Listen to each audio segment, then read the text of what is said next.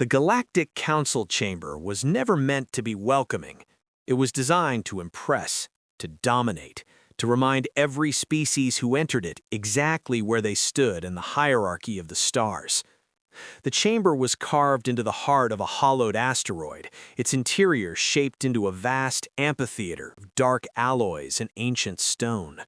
Concentric tiers rose like steps of judgment, each platform reserved for civilizations deemed relevant to galactic stability. Above them all hovered the central dais, suspended in a gravity-null field, where the High Council presided. Beyond the transparent canopy overhead, stars burned cold and distant, reduced to nothing more than decoration.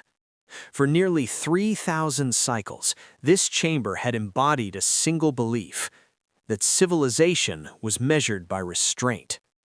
Delegates from dozens of species filled the tiers. Some were scaled and horned, others feathered, chitinous, or softly luminous. A few existed within shimmering personal atmospheres, tuned to alien biochemistries. They sat upon thrones grown from living crystal, biomechanical platforms, or hovering grav discs etched with symbols of conquest and legacy.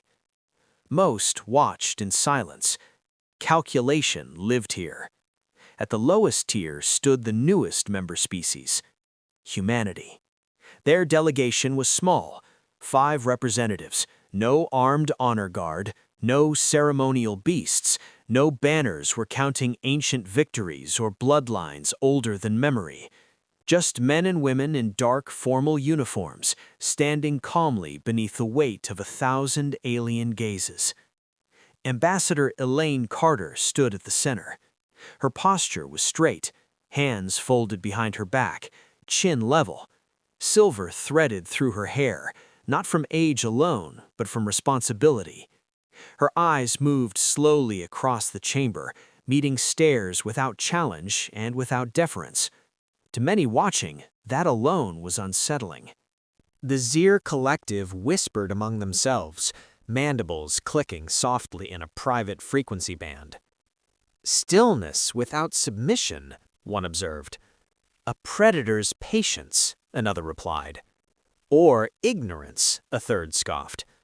Above them, the council speaker regarded the humans with thinly veiled disdain. Archon Velthrex of the Kal Dominion was ancient. His species had ruled entire quadrants before humanity had discovered fire. His elongated form shimmered faintly with bioelectric currents, each pulse synchronized to neural pathways refined over millennia of dominance. Velthrex raised one clawed limb. Silence fell. "Delegates of the Galactic Compact," he intoned, his voice echoing through layered harmonics, "we convene today to address a concern." His multifaceted gaze fixed on the human delegation. Humanity. Attention rippled through the chamber, not sound, but focus.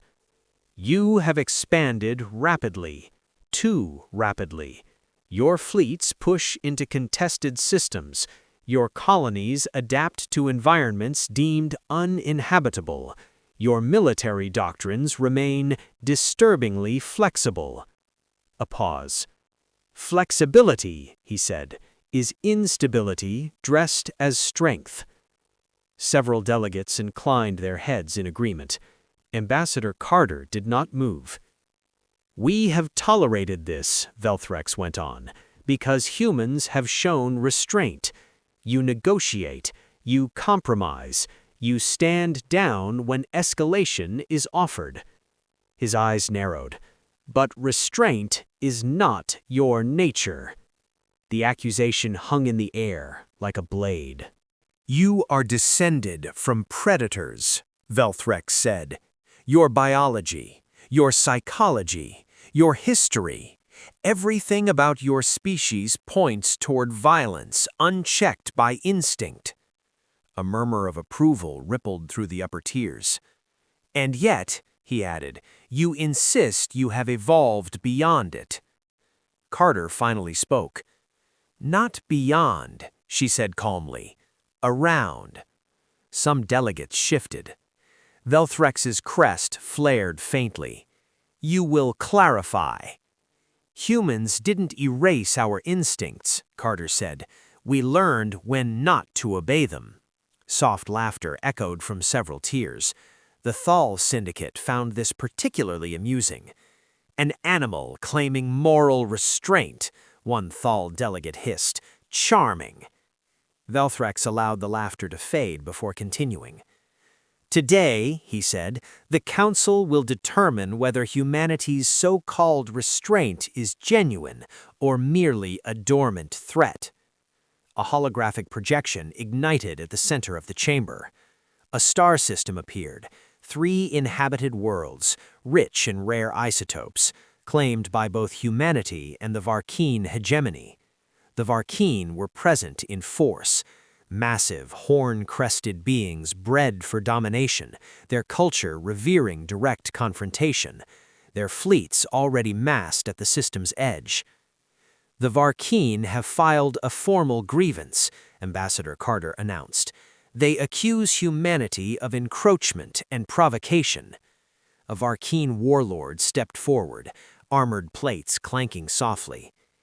"Your ships linger, your patrols probe our borders, you pretend peace while preparing ambush." Ambassador Carter met his gaze. "Our ships defend civilian routes," she replied. "We have not fired a single shot." "Because you fear us," the warlord snarled. "No," Carter said, "because we choose not to." The chamber erupted. Amusement, disbelief, contempt layered together. Velthrax raised his limb again. "Enough," he said. "The Council has reached a provisional conclusion." He turned fully toward the humans. "Humanity will withdraw its forces from the disputed system immediately," he declared. "You will demonstrate restraint. Compliance will confirm your claims of control." "And if we refuse?" Carter asked quietly. Velthrex's eyes gleamed. "Then the Council will classify humanity as an uncontrolled predator species." A death sentence, spoken politely. Carter inhaled slowly. "We will withdraw," she said. The chamber stilled. The Varkeen warlord laughed openly. "Wise prey," he sneered. But as council members began discussing enforcement protocols, something changed. Not in the chamber, in the humans. Rear Admiral Jonah Hayes, standing 2 places behind Carter, felt it first. A tightening in his chest, a familiar pressure. He had felt it on burning worlds, on collapsing ships, in moments where survival demanded action and hesitation meant death. Across the delegation, others felt it too. No words were exchanged. No signals sent. But something ancient stirred beneath layers of discipline and diplomacy. Not rage, focus. The Council believed restraint was proof of evolution. They had never learned the truth. Restraint was not the absence of the predator. It was the leash, and the leash was beginning to slip. Within the hour, the withdrawal order was transmitted. Human ships pulled back in clean, disciplined formations. No dramatic acceleration, no defiant posture. To Council observers, it looked exactly like compliance. The Varkeen wasted no time. Their fleets surged forward, heavy vessels bristling with weapons taking aggressive orbits around the 3 worlds. "This space is ours now," their presence declared. Back in the chamber, Velthrex watched with satisfaction. "Observe," he said. "The humans retreat, as predicted." But the human ships did not flee. They stopped at the boundary and waited. On the bridge of the UNS Resolute, Admiral Hayes stood with hands clasped behind his back. No alarms, no weapons, just silence. Too much silence. "Varkeen strike groups are maneuvering closer to civilian lanes," his first officer murmured. "I see it," Hayes replied. On Ilios Minor, civilians watched alien warships blot out their sky. No shots fired, no rules broken, just pressure. Back in the council chamber, Carter watched live feeds of frightened colonists. "Archon," she said evenly, "our civilians are being harassed." "Harassment is not violence," Velthrax replied. The Varkeen warlord bared his teeth. "You may leave entirely," he said, "if you hurry." This was the moment the council had engineered. Would humanity abandon its people or bare its teeth? "We will not escalate," Carter said. Days passed. Human ships remained still. Then on the 7th day, a Varkeen cruiser altered course, slightly, too close. Its gravity wake tore a human evacuation transport apart. No explosion, just slow disintegration. In the chamber, no one spoke. On the Resolute, alarms finally sounded. Civilians, families, children. Hayes closed his eyes. The leash didn't snap. It went slack. "Transmit to all vessels," he said quietly. "Condition red." Across the fleet, systems shifted. Not weapons, sensors, data. The humans did not fire. They moved, silent, precise. Human ships spread like pieces on a board only they understood.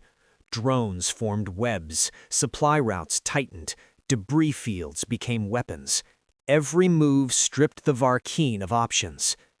"They're hurting us," Velthrax whispered. The first human shot wasn't a weapon. It was a signal. Limits disengaged. Governors lifted. Human ships moved faster, smarter, deadlier. A Varkeen cruiser tried to flee. It never finished the maneuver. Disabled, not destroyed. The humans weren't fighting to punish. They were fighting to end the fight. Data followed. Evidence. Truth. The Varkeen narrative collapsed. "All units," Hayes ordered, "stand down." The Predator slept again. The chamber was silent. "What are you?" Velthrax asked. Carter answered simply, "Human." And for the first time, the galaxy understood. Not what humans could destroy, but what they chose to protect.